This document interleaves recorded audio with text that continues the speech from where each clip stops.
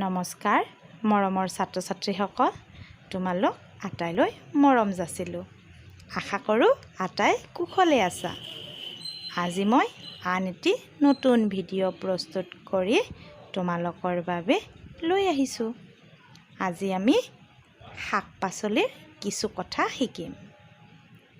আহাচোন প্ৰথমতে তোমালোকে এটা গান শুনি লোৱা।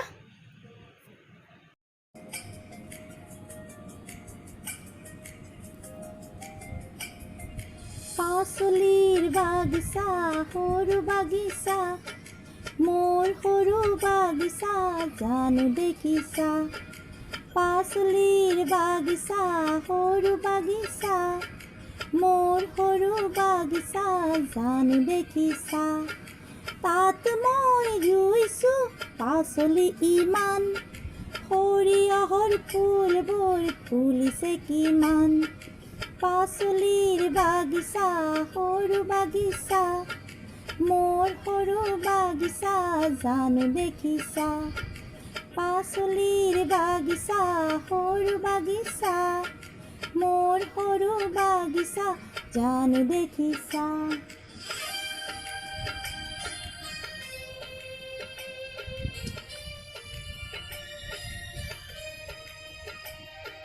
সৰু সৰু কোৰেৰে নিজে কোৰ মাৰো, সৰু সৰু খন্তিৰে নিজে চাফ কৰোঁ।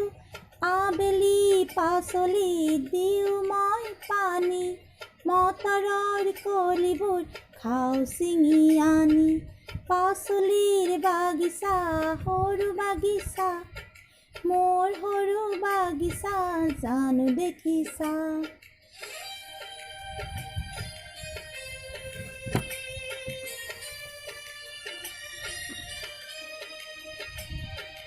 কবি, মূলা, উৰহি, শাক লফালাই, পুৱাতেই ছিঙো মই খৰাহি ভৰাই।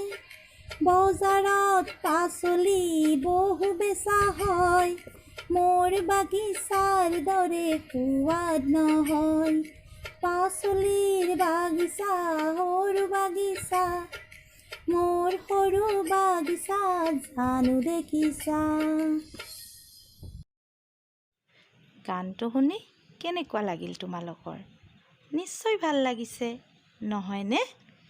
গানটো তোমালোকে নিজে গাবলৈ অভ্যাস কৰিবা। আৰু এটা কথা জানি থোৱা যে এই গানটো আমাৰ সুধাকণ্ঠ ভূপেন হাজৰিকাদেৱৰ গান। এতিয়া কোৱাচোন, তোমালোক আটায়ে শাক পাচলি খোৱানে? কিছুমানে হয়তো খোৱা আৰু কিছুমানে নোখোৱা, কিন্তু আমি সকলোৱে সেউজীয়া শাক পাচলি খাব লাগে। সেউজীয়া শাক পাচলিয়ে আমাৰ শৰীৰটো নিৰোগী আৰু স্বাস্থ্যৱান কৰি ৰখাত সহায় কৰে। আহাচোন আমি কিছুমান শাক পাচলিৰ লগত চিনাকি হওঁ। এয়া চোৱা, পালেং শাক, এয়া সৰিয়হ শাক, এয়া আকৌ কলমৌ শাক, পুৰৈ শাক, মূলা শাক, ব্ৰাহ্মী শাক, ভেদাইলতা, নৰসিংহ আৰু কত কিমান যে শাক আছে। এই আটাইবোৰ শাকৰে প্ৰত্যেকৰে এটা নিজা গুণ আছে। আমি শাকবোৰ অকলে ভাজিও খাব পাৰোঁ আৰু মাছেৰে সৈতে বনাইও খাব পাৰোঁ। এইবাৰ চোৱা, এয়া বন্ধাকবি, এয়া ফুলকবি, এয়া আকৌ ওলকবি, মূলা, গাজৰ, আলু, পিঁয়াজ, জলকীয়া, বিন, পটল, জিকা, বেঙেনা, ৰঙালাও, তিয়ঁহ, বিলাহী, বিট আৰু বহুতো পাচলি আছে। এই পাচলিবোৰৰ কিছুমান পাচলি আমি কেঁচাইও খাব পাৰোঁ।